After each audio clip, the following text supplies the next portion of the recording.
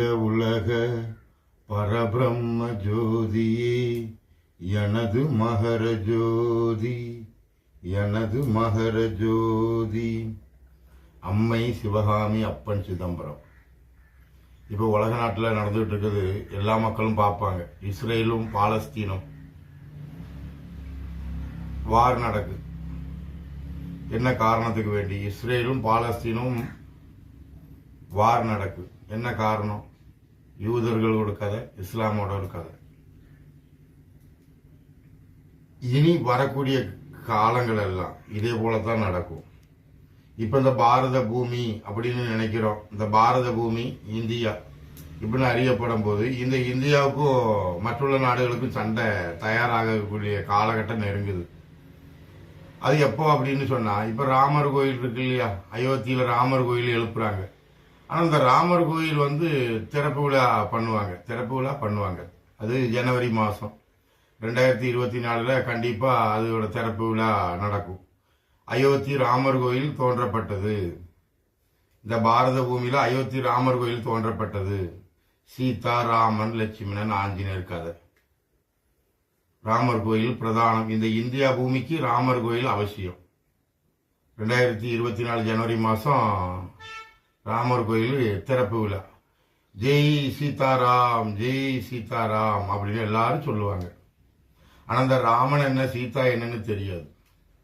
ராமன் என்ன சீதா என்னன்னு தெரியாது. சீதாக்கும் ராவணனுக்குள்ள கதை, இலங்கையோட கதை முழு பொருள் இந்த பாரத பூமியில யாரும் தெரிஞ்சுக்கிடல. சீதாவை ராவணன் கடத்தி சென்றான். ராமன் சென்று ராவணனை வதம் செஞ்சு அழிச்சிட்டான். ஆனா பிரம்மகத்தி தோஷம் விலகுவதற்கு சீதா சிவலிங்கம் பிடிச்சா. ஆனா அந்த சிவலிங்கம் உருவாகிறது கதை நாரதகர் வரும்போது அந்த கதாபாத்திரம்.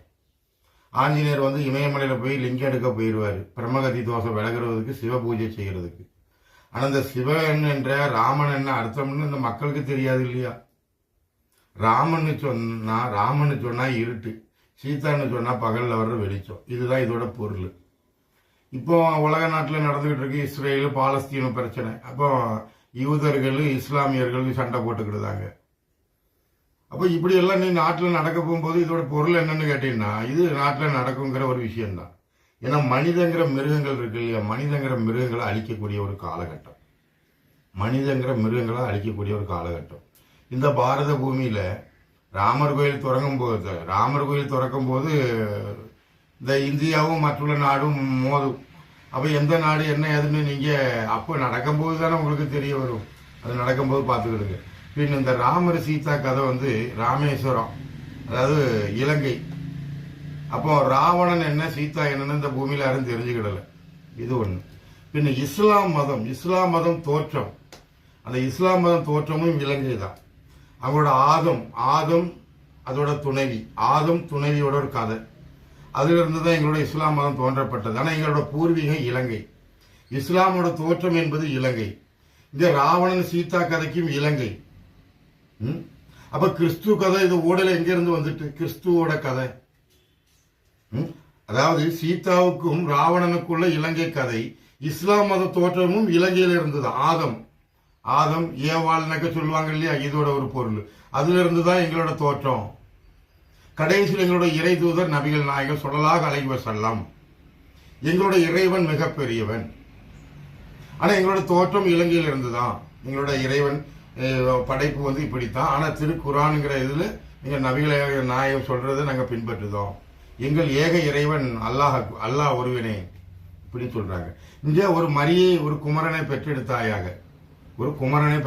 ஆனா அந்த மரியை என்றால் ஒரு அப்பம். மரியை என்றால் ஒரு அப்பம் என்றால் சந்திரன்.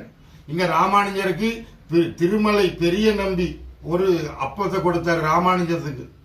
கருமிளகு உளுந்து கொண்டு தயார் செய்த ஒரு அப்பம். ராமானுஜத்துக்கு திருமலை 7 மலை சொல்லுவோம் இல்லையா, ராமானுஜத்துக்கு ஒரு அப்பத்தை கொடுத்தாரு 7 மலை, திருமலை நம்பி.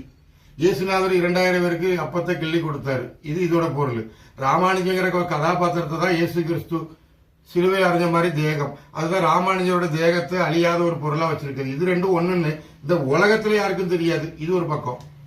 ஆனா சீதாராமனோட கதையை தான் இவங்க எங்களோட ஆதம் இதுல இருந்து தோன்றப்பட்டதுன்னு சொல்றாங்க. சீதாவோட ராமனோட கதையை தான் இவங்க பின்பற்றுதாங்க. இது எங்களோட ஆதி, எங்களோட பூர்வீகம் இலங்கையிலிருந்து தோன்றப்பட்டது, எங்களோட ஆதி இதுதான். ஆனா இந்த ஆதியிலிருந்து எங்களுக்கு கடைசியா குரானை வகுத்து வச்சது எங்கள் நபிகள் நாயகம். அவங்க என்ன சொல்றாங்க, எங்க ஜீசஸ் மரியே ஒரு குமரனை பெற்றெடுப்பாயாக. அந்த குமரன் யாரு? குமரன் யாரியா? ஒரு அப்பத்தை 2000 பேருக்கு கிள்ளி கொடுத்த கதை என்ன? ராமானுஜத்துக்கு பெரிய நம்பி, பெரிய ஆழ்வார் அப்பத்தை கிள்ளி கொடுத்த கதை என்ன? இங்க கஜினி முகமது 17 முறை கொள்ளையடிக்க வந்து 18வது முறை ஒரு ஆப்பஞ்சொல்ற பாட்டி சொல்லி கொள்ளையடிச்சுட்டு போயிட்டான். என்ன பொருளை கொள்ளையடிச்சுட்டு போனான்னு இந்த உலகத்துல யாரும் சிந்திக்கல.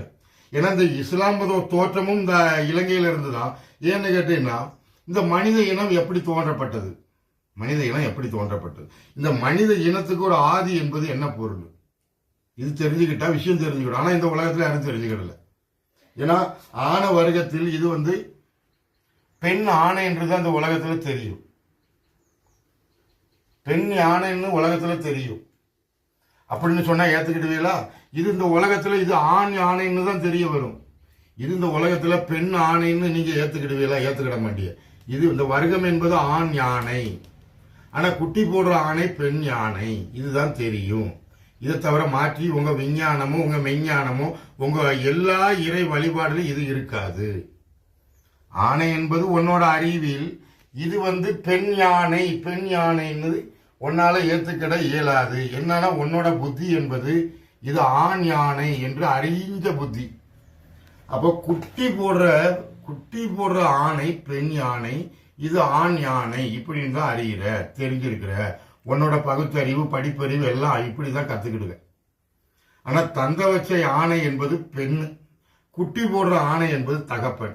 இதுதான் இதோட பொருள். அதாவது தந்தை சொல்மிக்க மந்திரம் இல்லை, தாயின் சிறந்த கோவிலும் இல்லை. இதுதான் இதோட பொருள்.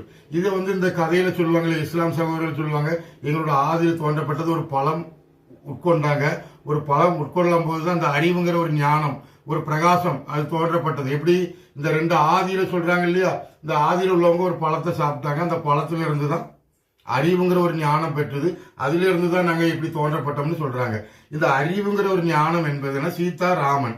இது சீதாராமன்னா பகல் வெளிச்சம், இரவு சந்திரன். ஆனா இந்த இரவு சந்திரனுக்கும் இந்த வெளிச்சத்துக்கும் என்ன சம்பந்தம்னா, ஆணைக்கும் அதுக்கும் தான் சம்பந்தம், ஆணைக்கும் மனிதனுக்கு தான் சம்பந்தம். ஒரு பழத்தை மெழுங்குது ஆணை, ஆனா அது பிண்டத்துல வருது, அந்த பிண்டத்திலிருந்து வந்ததுதான் மனித இனம். ஆனா இந்த ஆணை உட்கொள்ற சக்தி இருக்கு இல்லையா, ஆணை அண்டத்துக்குள்ள ஒரு சக்தி உண்டு, அந்த சக்திக்கும் மனிதனுக்கு தான் பந்தம் உண்டு, அந்த ஆணைக்கும் இந்த இயற்கைக்கும் தான் பந்தம் உண்டு, வெளிச்சம் இருட்டுக்கு. அப்ப இந்த ஆணை வர்க்கத்தை தான் இந்த ஆணை, ஆதி ஆணை, இது வந்து ஆணை வர்க்கத்துல பெண் ஆணைன்னு ஏத்துக்கிட முடியுமா? ஏத்துக்கிட முடியாது. இந்த உலகத்துல ஏத்துக்கிட இயலாது. ஏன்னா அறிவுங்கிறத கத்துக்கிடுறது இது வந்து ஆண் யானை, குட்டி போடுற ஆணை பெண் யானைன்னு தான் தெரியும். ஆனா இது வந்து பெண் ஆணை, இது வந்து ஆலயம், தாயின் சிறந்த கோவில் இல்லை, இது பொருள். தந்தை சொல்மிக்க மந்திரம்னா குட்டி போடுற ஆணை தகப்பன். அப்ப இந்த ஆதி, இந்த ஆணையிலிருந்து மனித இனம் தோன்றப்பட்டது. அப்ப சீதா என்றால் பகல்ல வர்ற வெளிச்சம், புரியுதா? ஆனா ராமா என்றால் சந்திரன். அப்ப ராமச்சந்திரன், ஹரிச்சந்திரன், சீதா ராமன் இப்படிங்கிற ஒரு பொருள். அப்போ இதுல ஆதியத்தான் இவங்க வந்து எங்களோட ஆதி இதுல தோன்றப்பட்டது நாங்க இஸ்லாம் மதம். இவங்க என்ன சொல்றாங்க, ராவணன் சீதாவை கடத்தி சென்றான் இலங்கைக்கு, பத்தினி கொலையும் செய்வாள். அந்த பத்தினி என்பது யாருன்னா உலகத்துல சீதா ஒண்ணுதான். ஆனா அந்த சீதாவோட பொருள் நெருப்பு. அந்த நெருப்பு ஒரு பெண் அவதாரம் எடுக்கிறது ஒரு கதை, பெண் இனத்துக்கு ஒரு கதை. ஆதி கணவன் அல்லாத தன் தேகத்தில் ஒருவன் தொழுவா இருந்தால் அவனை அழிச்சிருவா, அதான் பத்தினி கொலையும் செய்வா கதை. கர்ணன் உயிர் கொடுக்கும் தோழன் அப்படின்னு சொன்ன என்ன கர்ணன், அந்த கர்ணன் என்ன வாவர் என்னன்னு தெரியாது. வாவர் என்ன பொருள், ஐயப்பன் என்ன பொருள்னா இதுதான் விவரம். வாவர் என்றால் சந்திரன், ஐயப்பன் என்றால் அரி, இப்படிங்கிற ஒரு பொருள். ஆனா இந்த சீதாராமன் சொன்னா ராவணன் என்ன பொருள்னு இது வந்து உலகத்துல தெரியல. ராவணன் கடினமான ஈசனோட பக்தன், அந்த ஈசனோட பக்தன் யாருன்னா ஆஞ்சநேயரு, புரியுதா? அப்ப இந்த ராவணன் என்பதுதான் ஆஞ்சநேயர்னு இந்த உலகத்துல தெரியாது. ஆனா சீதாக்கு வேண்டி தூது சொல்ல போனா யாரு, ஆஞ்சநேயரு. ஆனா சீதாவை கடத்திட்டு கொண்டு வச்சிருக்கவன் ராவணன். ஆனா இந்த ராவணனும் ஆஞ்சநேயரும் ஒண்ணுன்னு உனக்கு தெரியுமா? தெரியாது. ஆனா இந்த வதம் செஞ்ச ராமன் என்ன செஞ்சான்னா வதம் செய்யல. ஆஞ்சநேயர் இறந்து போனதுக்கு தான் சீதா சிவலிங்கம் பிடிச்சது. பிரம்மகத்தி தோஷம் எரிக்க கூடாதுங்கிற ஒரு இதுக்கு தான் லிங்கம். ஆனா இந்த உலகத்துல லிங்கம் முத கைப்பட பிடிச்சது யாரு? சீதா. அந்த சீதா தான் படைப்பு அப்படிங்கிற ஒரு பொருள். சீதா படைப்பு. அப்புறம் ராமன் காக்கக்கூடிய அவதாரம். ஆனா இந்த புராண வரலாறை இப்படி மாத்தி திருச்சி வச்ச உடனே என்ன ஜென்மங்களப்பா நீங்க. ஒரு வரலாறை ஒண்ணு எடுத்து வைக்கும் போது 1400 ஆண்டு, 2000 ஆண்டு, 5000 ஆண்டுன்னு சொல்லும் போது உன் மதி வாழ போறது கொஞ்ச நாள். ஆனா நீ 5000 ஆண்டு 1400 ஆண்டுகள்லாம் கணிக்கக்கூடிய நீ பெரிய விஞ்ஞானி ஒண்ணும் கிடையாது. புரியுதா? பெரிய விஞ்ஞானி ஒண்ணும் கிடையாது. ஏன்னா சந்திரன் என்பது ஒரு மனிதனோட உச்சி. ஒவ்வொரு மனிதனும் மண்ணில் புதைக்கப்பட்டது மூலம் ஒரு பிரகாச சந்திரன். ஆனா இந்த சந்திரனோட ஒரு பிரதிபலிப்பு தான் பகல்ல வர வெளிச்சம் மாயை. இதுல கனவு என்பது இதயம். இதயம் என்ன?